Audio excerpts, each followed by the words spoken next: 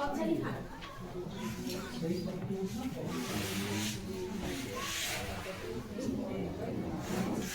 রুদ্রপূর্ণা গঙ্গোত্রীটা ছিল না? ও জানা। কি সাবজেক্ট ছিল গ্র্যাজুয়েশনে? বাংলা ছিল, পাশে ছিল বাংলা ছিল, ইংলিশ ছিল, হিস্ট্রি ছিল। কি পড়ালেন? আজকে English পড়ালাম।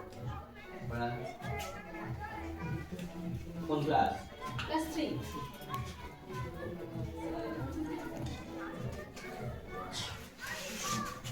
Good morning students, how are you all? তোমরা সবাই কেমন আছো? ভালো? আচ্ছা, আমিও খুব ভালো আছি। I am also fine. আজকে কত তারিখ বলো তো? হ্যাঁ, আজকে 30/11/2025। আর তোমরা কোন ক্লাসে পড়ো? হ্যাঁ, ক্লাস 3। আজকে এখন কি পড়াবো বলো তো? মানে তোমাদের এখন কিসের ক্লাস? হ্যাঁ, এখন ইংলিশ, অর্থাৎ বাটারফ্লাই এর ক্লাস। আগের ক্লাসে আমরা 8জন বন্ধু সম্পর্কে জেনেছি, তাই তো? 8টা বন্ধু, হ্যাঁ সবটা জানিনি, আমরা 8টা বন্ধুর নাম জেনেছি। কিন্তু এই 8টা বন্ধুর মধ্যে আমরা কি জেনেছি বলো তো? 8টা বন্ধুর মধ্যে 2জন বন্ধু সম্পর্কে আমরা কিন্তু খুব ভালো জেনেছি, তাই তো? কে কে এই 2জন বন্ধু বলো রোহন? হ্যাঁ, একদম ঠিক বলেছো, নাউন এন্ড প্রোনাউন। আচ্ছা, নাউন কাকে বলে একটা উদাহরণ দাও তো। হ্যাঁ, ঠিক বলেছো, বার্ড হচ্ছে একটা নাউন, অর্থাৎ পাখি। ঠিক, একদম ঠিক বলেছো, বার্ড হচ্ছে একটা পাখি। আচ্ছা, কাকে বলে নাউন? হ্যাঁ, যে কোনো কিছুর নাম, অর্থাৎ নেমিং ওয়ার্ডস বোঝালে সেটাই হচ্ছে, সেটা যে কারোর নাম হতে পারে। কোনো পাখির নাম, কোনো বস্তুর নাম, কোনো মানুষের নাম, কোনো জায়গার নাম, যে কোনো কিছুর নাম হলে সেটা হচ্ছে নাউন। Very good. আচ্ছা, আজকে আমরা 3 নম্বর বন্ধু সম্পর্কে একটু জানবো। তার আগে তোমাদের সাথে একটু গল্প করি, অনেকদিন পরে একটু গল্প করার ইচ্ছে হয়েছে। আচ্ছা, এখন তো চারিদিকে বিয়ে বাড়ি হচ্ছে তো? কারো নিমন্ত্রণ হয়েছে? ও রিঙ্কি, তোমার নিমন্ত্রণ হয়েছে? বাহ, আমার আজকে একটা নিমন্ত্রণ হয়েছে। আচ্ছা, আজকে তাহলে কোন ড্রেসটা পরে যাবে? ও, একটা পিঙ্ক কালারের ফ্রক। আচ্ছা রিঙ্কি, উঠে দাঁড়াও, বলো এই পিঙ্ক ফ্রকটা যে তুমি পরে যাবে তাতে কি কি আছে, মানে ফ্রকটা দেখতে কেমন? আজকে আমরা সেটা ইংরেজিতে লিখবো। হ্যাঁ, কি কালারের ফ্রক বলে? পিঙ্ক কালারের। তাহলে Rinki has a pink frock. Very good, Rinki has a pink frock. সবাই খাতা বের করো, লেখো। আচ্ছা রিঙ্কি, দেখো তো তোমার ফ্রকটা কি এইরকম সুন্দর দেখতে? হ্যাঁ, আচ্ছা, হ্যাঁ এইরকমই। বাহ, ভেরি গুড, তাহলে তো খুব ভালো দেখতে ফ্রকটা, খুব ভালো দেখতে ফ্রকটা তাহলে। আচ্ছা আচ্ছা, সামনে আবার একটা ফুলও আছে। ও আচ্ছা আচ্ছা, তাহলে রিঙ্কির ফ্রকে কি আছে? একটা ফুলও আছে। তাহলে it has a beautiful flower design. Beautiful flower design, very good, beautiful flower design. আচ্ছা, আর কি আছে? হ্যাঁ, দুটো পকেটও আছে আবার। বাহ, ভেরি গুড। আচ্ছা, তাহলে কি হচ্ছে দেখো তো, পকেটটা ঠিক এই ধারটা করে আছে কি? হ্যাঁ, ঠিক হয়েছে। আচ্ছা, তাহলে ইট হ্যাজ 2 পকেটস। তাহলে কি হলো? It has 2 Pockets. আচ্ছা আচ্ছা, এই ফ্রকটা কি দিয়ে তৈরি বলো তো? মানে একটু নরম নরম কাপড়, সফট সফট কাপড়, তাই তো? সফট ইংরেজিতে নরম বলে তো, সফট কাপড়, সিল্ক, তাই তো? আচ্ছা হ্যাঁ, তাহলে it is made of soft silk. আচ্ছা, এবার দেখো তো, আমি না পুরো সেন্টেন্স মানে বাক্যটা আমি কিন্তু লিখিনি, লিখেছি ছোট্ট ছোট্ট, তার থেকে বাক্য থেকে তুলে না ছোট্ট ছোট্ট দুটো করে শব্দ। এবার বলো তো, এই লেখাগুলোর মধ্যে নাউন অর্থাৎ নেমিং ওয়ার্ডস কোনগুলো হচ্ছে? বলো রূপম, বলো প্রথমটা থেকে। হ্যাঁ, ফ্রক, ভেরি গুড, তুমি তো খুব ভালো পড়া করেছো, খুব ভালো শুনেছো আগের ক্লাসে। ফ্রক হচ্ছে একটা নাউন, ভেরি গুড। আচ্ছা, তারপরে? হ্যাঁ, ঠিক বলেছো, ফ্লাওয়ার। হ্যাঁ, তারপরে দেখি, তুমি বলো রুদ্র। হ্যাঁ, পকেটস, ভেরি গুড। আর তারপরে কি আছে? সিল্ক। এই তো, ভেরি গুড, সবাই খুব ভালো করে পড়াশোনা করেছো। আচ্ছা, এবার দেখো তো তার পাশে যে শব্দগুলো আছে, এই যে পিঙ্ক, বিউটিফুল, টু, সফট, এরা কি করছে? Noun noun K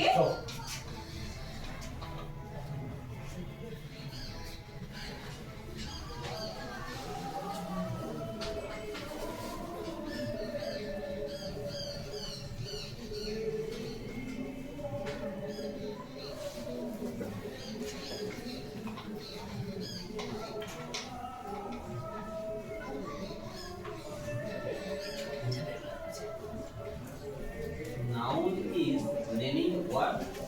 Noun is naming words. দুটোর মধ্যে কি তফাৎ আছে? হোয়াটস হোয়াট বাংলা যদি করি কি বলবো? বিশেষণ একটা নাম পদ যদি বলি যে নাম সূচক শব্দকে বলা হচ্ছে নাউন, আর নাম সূচক শব্দগুলোই নাম, তাহলে কি হবে?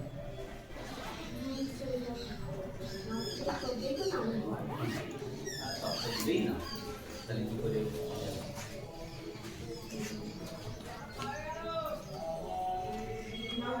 মানে কোনো কিছু কোনো জায়গার নাম কোনো বস্তুর নাম, যেমন বোতল বা স্কুলটার ক্ষেত্রে বলতে গেলে আমরা সেটা করি স্কুল যে শব্দটা সেটা নাম, এটা নাম সূচক, সেটাকে নাম বলা যায়। এবং যে কোনো ধরনের নাম সেটা এই স্কুল হতে পারে, ব্ল্যাকবোর্ড হতে পারে, পেন হতে পারে, এই যে কোনো ধরনের নাম বোঝালে সেটা মানে যে কোনো নাম বোঝালেই সেটা হয়ে যাচ্ছে নাম বা এখানে কি করলেন সেটা? কোনো কিছু নাম আপনারা এখানে কি করলেন? অ্যাডজেক্টিভ আছে। আপনি এখানে কি করলেন সেটা বলছেন? হ্যাঁ, noun is a naming word. Naming word, এখানে কি করলেন? ওই যে বললেন না যে স্কুল হোক, বার্ডস হোক, এইসব বলছেন ওয়ার্ডসের নাম। আমি বললাম যে আপনার টেক্সটের মধ্যে কি খালি এটা বোঝালেন, যদি লিঙ্ক করে বলুন। আচ্ছা, এটা এই জামাটার যে মানে ওর যে ফ্রকটা ছিল সেই ফ্রকটা যে ফ্রক, হ্যাঁ ফ্রকটা সাচ এস এখানে যে ফ্রকটা কি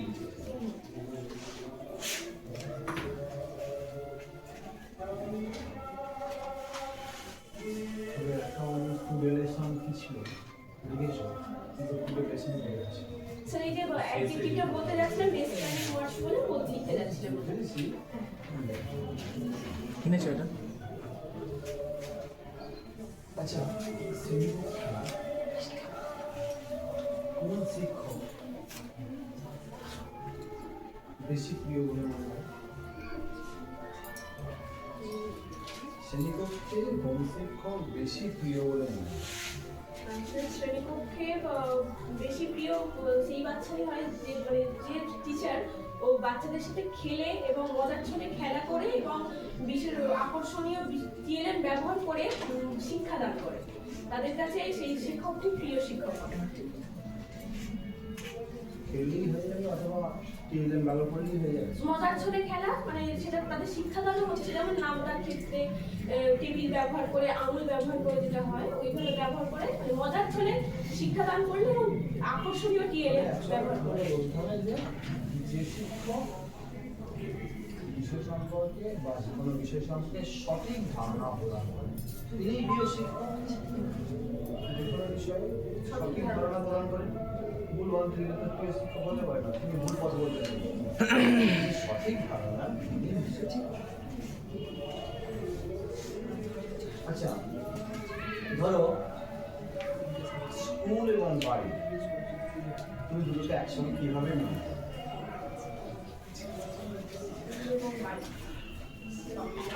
home is our first school, এটা আমরা প্রথম থেকেই জানি, কারণ যে কোনো বাচ্চা, ছোট বাচ্চা তার বাড়ি থেকেই তার সব শিক্ষাটা পায়, তার মায়ের থেকে, তার বাবার থেকে এবং পারিপার্শ্বিক আরও যারা দাদু ঠাকুমা কাকা কাকিমা যারা থাকে তাদের থেকেই শিক্ষাটা পায়।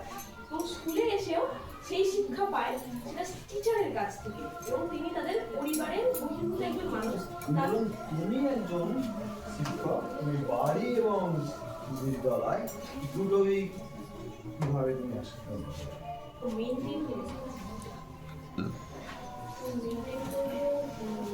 বাড়িতে যেটুকু কাজ থাকে সেটুকু করে, আর তারপরে বিদ্যালয়ে এসে স্টুডেন্টদের সাথে তাদের সঠিক পাঠদানে সাহায্য করবো এবং তাদের যে সমস্ত সমস্যা পাঠ সম্পর্কিত যে সমস্ত সমস্যা এবং বিদ্যালয় সম্পর্কিত বা তাদের পারিপার্শ্বিক সম্পর্কিত বিভিন্ন সমস্যা সমাধানের চেষ্টা করবো।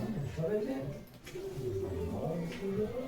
আমার কাছে প্রিয় বাড়ি আমার সংসার, স্কুলের বাচ্চাদের নিয়ে একটা আমার সংসারের মধ্যে একটা দুটোকে আমি সময় মেনটেন করি।